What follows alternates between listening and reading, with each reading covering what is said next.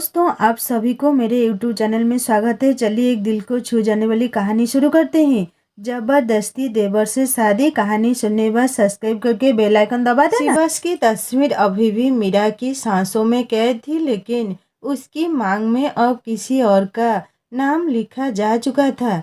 एक रिश्ता जो मौत ने अधूरा छोड़ा और दूसरा जो जिंदगी ने जबरदस्ती थमा दिया।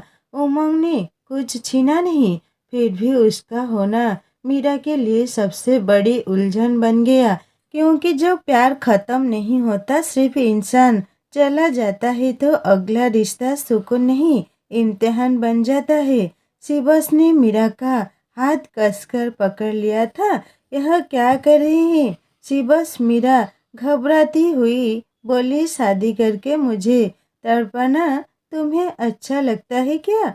उसकी आवाज में दीवानगी थी। आज मेरी पकड़ से तुम्हें कोई नहीं छुड़ा सकता। मीरा उसकी बाहों में बुरी तरह जकड़ी हुई थी। उसका दिल जोरों से धड़क रहा था। शिवस, भगवान के लिए छोड़ दो मुझे। किसी ने देख लिया तो बहुत बुरा हो जाएगा। मीरा ने कांपती आवाज में कहा। वो मुस्कुराया। तो देख लेने दो सबको। तुम इतनी खूबसूरत लग रही हो कि अब बर्दाश्त नहीं होता। घर में शादी का माहौल था। माही की शादी का फंक्शन चल रहा था और उसी भीड़ के बीच शिवस ने मीरा को मैसेज करके पीछे बने पुराने क्वार्टरों की तरह बुलाया था, जहां इस वक्त कोई नहीं था। मीरा जैसे ही वहां पहुंची, शिवस दीवार के पीछे छिपा हुआ था। वह अचानक बाहर आया और उसका हाथ पकड़कर उसे अपनी ओर खींच लिया। पल भर में मीरा उसकी बाहों में आ गिरी। शिवस, यह क्या कह रहे हैं आप? क्या करूं मीरा? तुम्हें पता है, एक ऐसा आदमी है जो तुम्हारे बिना चैन नहीं ले पाता। तुम इतनी सुंदर क्यों लगती हो? जब पता है कि हमारी शादी तो हो गई है, लेकिन तुम अपनी बहन की शादी अटेंड करने के लिए इतने दिन यहाँ रुकोगी। मुझे नहीं पता था तुम्हारे पापा कब तक मुझे रोकेंगे। उसने उसके गालों को अपने हाथों से थाम लिया। मीरा सहम गई थी। प्लीज मुझे जाने दो। किसी ने देख लिया तो क्या मुंह दिखाऊंगी मैं?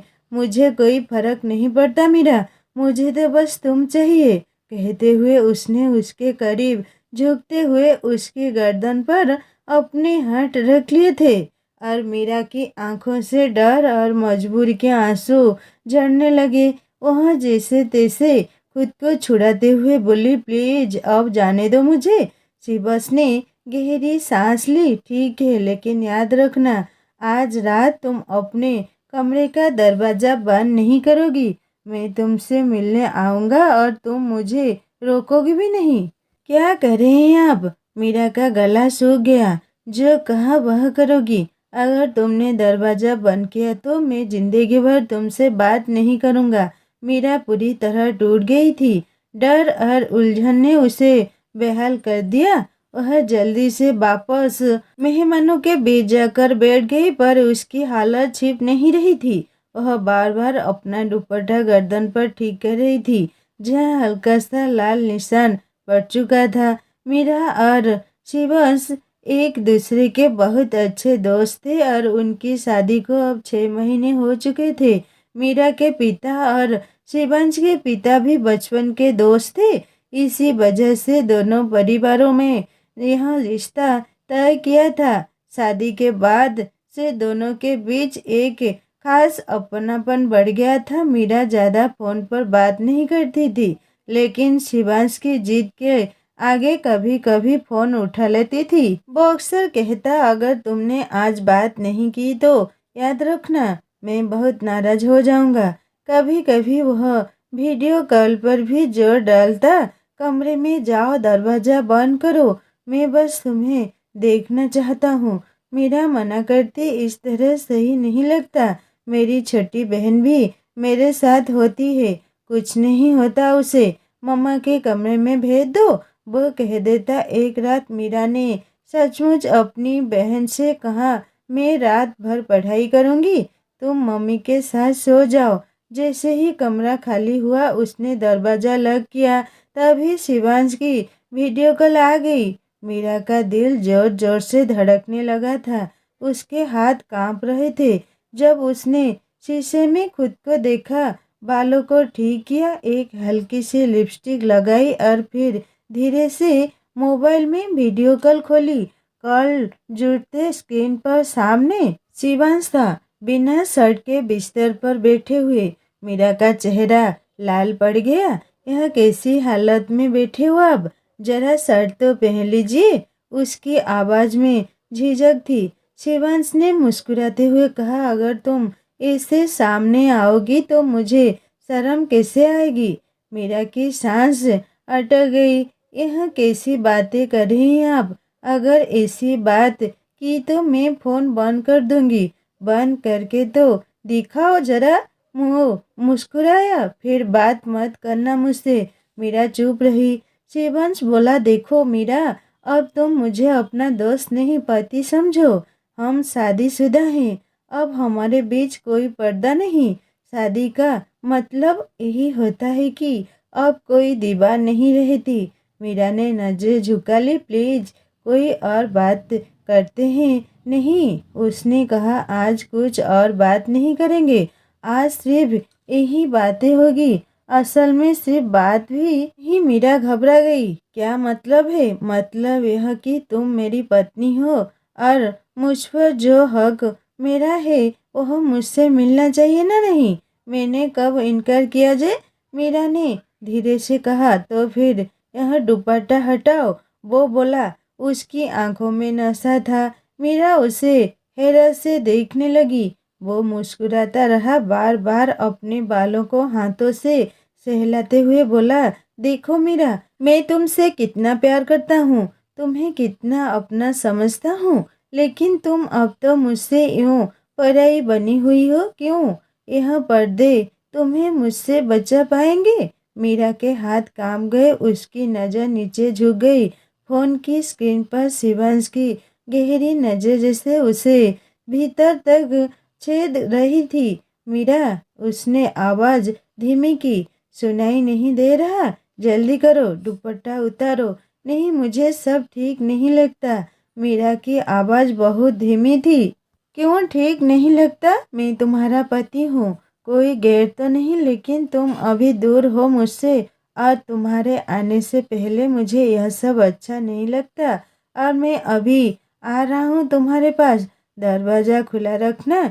यानी तुम अब भी मुझ पर भरोसा नहीं करती? वो झल्ला उठा। मैं तो दिन रात तुम्हारे बारे में सोचता हूँ और तुम हो कि मुझसे दूरी बनाए बैठी हो। तुम्हारे पापा ने तुमको वहाँ बुलाया है और अब सजा मुझे क्यों मिल रही है? मीरा कुछ बोल नहीं पाई। वह बोली, मैं अभी पढ़ाई पूरी करनी चाहती हूँ। ग्रेजुएशन करना है मुझे। छोड़ो यह ग्रेजुएशन, मुझे तुम चाहिए। किसी डिग्री से ज़्यादा ज़रूरी हो तुम मेरे लिए। वो गहरी आवाज़ में बोला। अब बोलो, दुपट्टा हटा रही हो या नहीं? मीरा के अंदर डर, शर्म और दर्द तीनों एक साथ दौड़ने लगे। उसने कांपते हाथों से धीरे धीरे दुपट्टा हटाया, लेकिन सिर झुका लिया। शिवांश मुस्कुराया। आखिरकार अब मेरी तरफ देखो। इतनी शर्म क्यों? मैं तुम्हारा पति हूँ, कोई अजनबी नहीं। मीरा की आंखें नम हो चुकी थी। उसका दिल कह रहा था कि यह प्यार नहीं, एक अजीब सी कसक बन चुका है। शिवांश, मुझे यह सब अच्छा नहीं लग रहा। मुझे तो अच्छा लग रहा है ना? उसने मुस्कुराकर कहा। धीरे धीरे तुम्हें भी लगेगा। तुमने मेरी रातों की नींद उड़ाई है। अब तुम्हारी बारी है जागने की। मीरा की सांसें तेज थी। उसने फिर नजर उठाई तो देखा वह उसे घूर रहा था। तुम्हारी आंखें, तुम्हारे हाथ, और तुम्हें नहीं पता मीरा, तुम कितनी खूबसूरत हो, उसने कहा और मीरा के होठों को अपनी गिरफ्त में ले लिया और शिद्दत से उसे चूमने लगा। मीरा की भी सांसें तेज होने लगी और धड़कनें बेकाबू होने लगी। थोड़ी ही देर में शिवांश मीरा को लेकर बिस्तर पर लेट गया और लाइट बंद कर दी और शर्ट हटाकर मीरा के ऊपर आ गया। जान, बहुत सुकून मिल रहा है।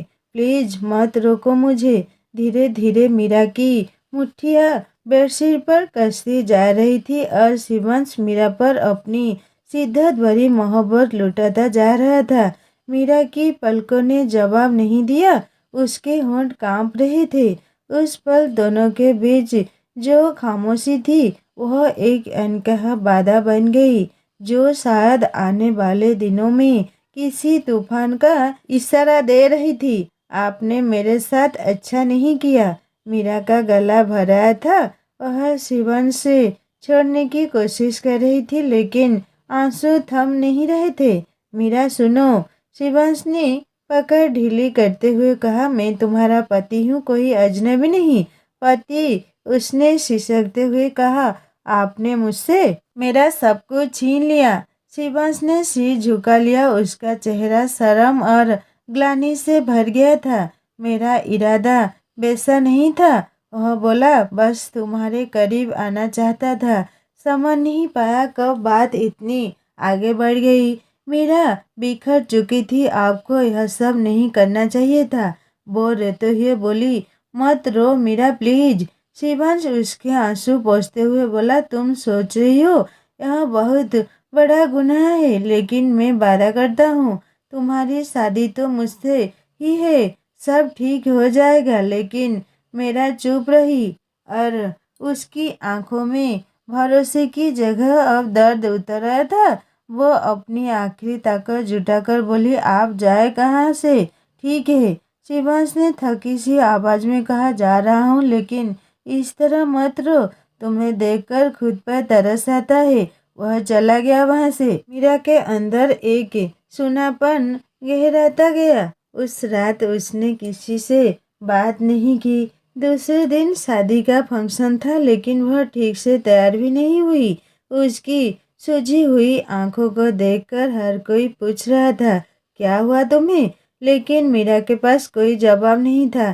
शादी का टाइम भी बीत गया।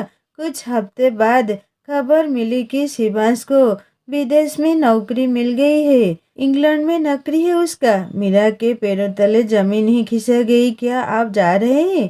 फोन पर उसकी आवाज़ कांप रही थी। हाँ मीरा, पापा चाहते हैं कि मैं 6 महीने वहाँ रहकर काम सीखूं।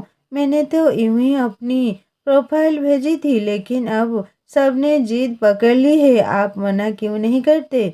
मीरा, मैंने कोशिश की लेकिन पापा सुनने को तैयार नहीं है। कहते हैं घर की जिम्मेदारी समझो। मीरा रोते हुए बोली, आपको क्या लगता है मैं यहाँ अकेली कैसी रहूंगी?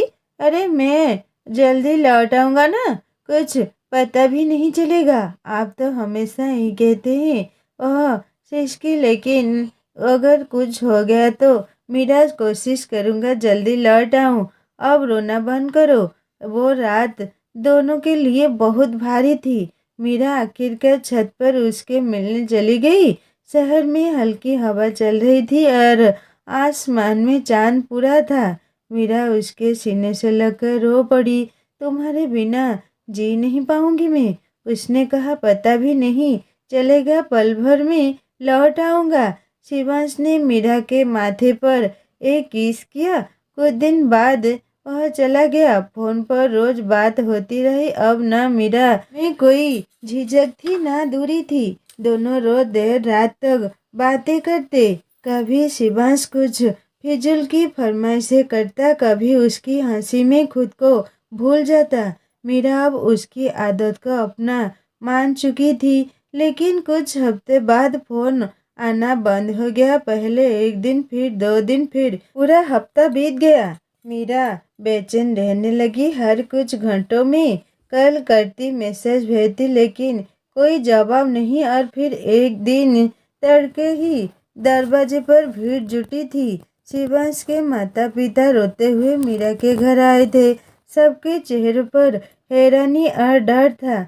मीरा की माँ दौड़कर बाहर आई। क्या हुआ? वह बस इतना कह पाए, शिवांश का एक्सीडेंट हो गया है, किसी ने बताया। इंग्लैंड से दूसरे शहर जाते वक्त उसकी कार खाई में गिर गई थी। कार में आग लग गई थी और वह बच नहीं सका। मीरा की दुनिया वही खत्म हो गई। उसने चीखते हुए कहा, नहीं, वह मुझे छोड़कर कभी नहीं जा सकता। लेकिन सच यही था, वह चला गया था हमेशा के लिए।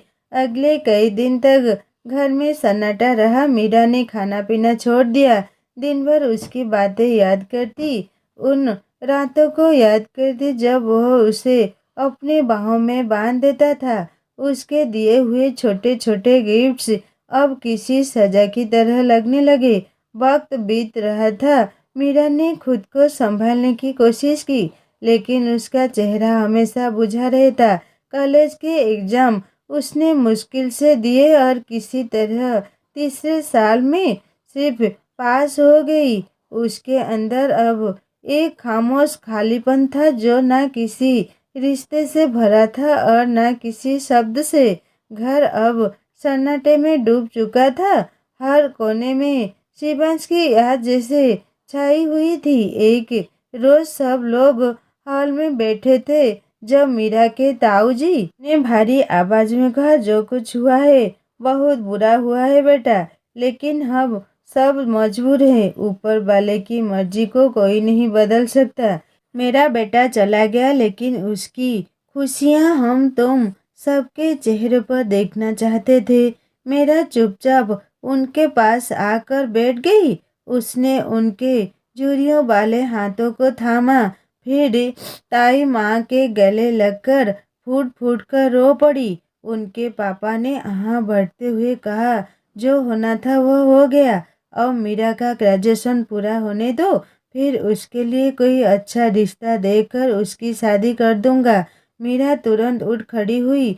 नहीं पापा, अब मैं किसी और से शादी नहीं करूंगी। मेरी जिंदगी अब सिर्फ शिवांश के नाम पर गुजरेगी। इतना कहकर वह अपने कमरे में चली गई। ताई माँ उसकी हालत देखकर रो पड़ी। मेरी बच्ची की जिंदगी भी वीरान हो गई, लेकिन कोई उसकी सच्चाई नहीं जानता था। उसके भीतर अभी वह सुलगता अतीत जिंदा था जिसे वह किसी से कह नहीं सकती थी। कई दिन ऐसे ही गुजरे। एक दिन ताई माँ फिर बोली, अगर शादी करनी है तो उमंग से कर दो। भाई तो शिवांश का छोटा भाई है। घर की इज्जत भी बनी रहेगी और बच्ची भी अपने घर में रहेगी। मीरा ने साफ मना कर दिया। नहीं, मैं नहीं कर सकती ऐसी शादी। उसकी माँ बोली, दिमाग तो ठीक है तुम्हारा, हमें पता है तुम्हारा रिश्ता शिवांश से था, लेकिन वह अब इस दुनिया में नहीं है।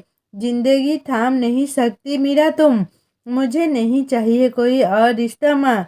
मीरा की आंखों में आंसू थे। मैंने उमंग को हमेशा छोटे भाई की तरह देखा है। उससे शादी कैसे करूं? माँ ने कहा, देखो मीरा, यह सब हम नहीं चाहते थे, मगर अब ताई माँ बीमार रहती है, घर का माहौल बदलना चाहिए। तुम्हारी शादी उमंग से कर दे तो घर का सन्नाटा थोड़ा कम होगा। आखिर का बहुत रोने धोने और मजबूर के बीच मीरा की शादी उमंग से कर दी गई। वह दोनों उम्र में लगभग बराबर थे। शायद बस कुछ महीने का ही फर्क था। पहले तो उनके बीच देवर भाभी जैसी हल्की फुल्की नोकझोंक रहती थी। उमंग हमेशा हंसते हुए कहता, भाभी मेरे कपड़े प्रेस कर दो तो कल कॉलेज जाना है। मीरा झूठा गुस्सा बनाकर कहती, अरे अब मैं तुम्हारी नौकरानी थोड़ी ही हूँ। वो भी मुस्कुराता, नहीं, बस तुम मेरी फेवरेट भाभी हो। मीरा कहती, ठीक है, फिर तुम्हारी शादी किसी काली कलुटी से कर दूंगी। उमंग हंस पड़ा, अब इतनी भी दूर की मत सोचो, लड़की तो मैं पसंद कर चुका हूँ। क्या? मीरा ने चौंकते हुए कहा, इतनी जल्दी अफेयर बताऊं ताऊ जी को? नहीं, प्लीज प्लीज मत बताना। वो बोला, हम दोनों यूनिवर्सिटी में पढ़ते हैं। उसका नाम रिया है। मम्मा को मनाना है, वह मानते ही नहीं। आप मेरी मदद करेंगी ना भाभी? मीरा पहली बार मुस्कुराई। निश्चय लगेगी। हाँ हाँ, जो कहो दे दूंगा, उन्होंने कहा और दोनों कुछ पलों के लिए हंस पड़े। लेकिन जब मीरा उसी कमरे में आई जो पहले शिवांश का हुआ करता था, तो उसका दिल फिर भर आया। दीवारों पर लगी हर चीज अब नई कहानी बयान करती थी। कमरे में कोने में वही अलमारी थी जिस पर कभी शिवांश की किताबें रहती थी। सामने उसकी तस्वीर टंगी थी। मीरा धीरे धीरे उठी और जाकर तस्वीर को छू लिया। उस फ्रेम पर उंगलियां फेराई, मानो उसमें से वह निकलकर बाहर आ जाएगा। आंसू ने सब गुंगला कर दिया था। उसने तस्वीर को दीवार से उतार लिया और सीने से लगाकर रो पड़ी। तभी दरवाजा खुला। मीरा घबरा गई। उसने पीछे देखा तो उमंग अंदर खड़ा था। वह भी खुद को संभाल नहीं पा रहा था। आंखें लाल थी और चेहरे पर एक भारीपन। वह दरवाजा बंद करके सीधा कमरे के कोने में रखे सोफे पर बैठ गया। दोनों हाथों से सिर पकड़ लिया और फिर बेकाबू होकर रो पड़ा। मीरा ने कुछ नहीं कहा, बस चुपचाप खड़ी उसे देखती रही। दोनों की आंखों से आंसू बह रहे थे। एक ने तो भाई को खोया था, दूसरे ने अपना सब कुछ। कमरे में सिर्फ रुलाई की आवाज गूंज रही थी, बाकी सब खामोश था। मीरा सोफे की एक कोने में बैठी थी, जिसकी बाहों में अभी शिवांश की तस्वीर थी। पास ही दूसरे कोने में उमंग बैठा था। दोनों के बीच सिर्फ कुछ कदम की दूरी थी, पर उस फासले में जैसे एक पूरी दुनिया समाई हुई थी। कुछ देर तक कमरे में सिर्फ रोने की आवाज गूंजती रही। उमंग ने खुद को संभालते हुए कहा, मैंने कभी नहीं सोचा था कि हम दोनों इस रिश्ते में बन जाएंगे। मेरा बचपन से तुम्हें भाभी के रूप में देखा, कभी ऐसी नजर से देखा ही नहीं। उसकी आवाज रुक रुक कर निकल रही थी। पता नहीं भाई क्यों चले गए। अगर वह जिंदा होते तो शायद यह सब कभी ना होता। मीरा के आंसू फिर बहने लगे। तस्वीर को जोर से सीने से भी लिया। उस पल का दर्द उसके शरीर में लहर सा दौड़ गया। तभी अचानक उमा ने उसका हाथ पकड़ लिया। मीरा जैसे करंट खाकर पीछे हट गई। नहीं, यह मत करो, वो कांपती आवाज में बोली। उमंग ने जल्दी से सफाई दी। मैं बस संभालना चाहता था तुम्हें, बस एक तसल्ली देना चाहता था और कुछ नहीं भाभी। मीरा के आंखों में शिकायत थी। वह धीरे धीरे बोली, उमंग, मैं तुम्हें साफ कहना चाहती हूँ, शिवांश के अलावा मेरी जिंदगी में किसी के लिए जगह नहीं है। मैं शादी मजबूरी में की थी, सिर्फ ताई माँ की बीमारी की वजह से। अगर हालात ऐसे ना होते तो शायद मैं एक कदम कभी ना उठाती। और उमंग ने झुकी हुई निगाहों से कहा, मुझे पता है भाभी, मुझे भी रिश्ता नहीं चाहिए था, मगर माँ की हालत देखकर कुछ कह नहीं सका। मीरा बोली, मैं जिंदगी भर शिवांश के नाम पर जीना चाहती थी और तुम्हारे साथ शादी इसीलिए किया ताकि कोई मुझे किसी और के नाम से बना दे। तुम तो समझ सकते हो ना कि वह मुझसे कितना प्यार करता था। कुछ पल के लिए चुप्पी छा गई वहां पर। फिर मीरा बोली, तुम्हें मैं रोकना नहीं चाहती, तुम रिया से शादी कर सकते हो। मैंने सुन लिया है तुम्हारे बारे में, मुझे कोई एतराज नहीं है। उमा ने चौंक कर कहा, मैंने रिया से रिश्ता तोड़ दिया है। मीरा उसकी तस्वीर फाड़ दी, नंबर भी डिलीट कर दिया। क्यों? मीरा ने हैरत से पूछा।